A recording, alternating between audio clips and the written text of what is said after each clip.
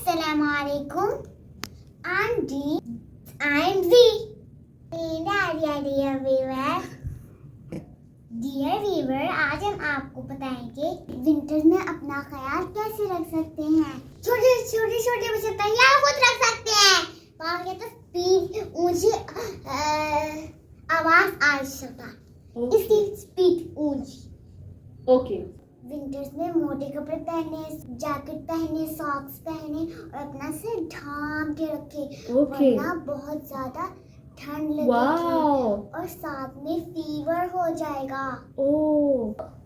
एक कप गर्म दूध का जरूर पिएगा, उसके बाद हमारी बोन्स स्ट्रांग होती है और हमारे अंदर एनर्जी आती है।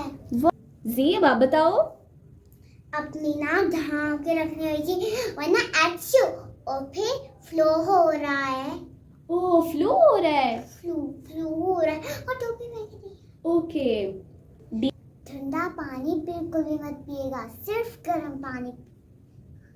ओके जी अब आप बताओ। जी बताओ। जी क्या कहेगी?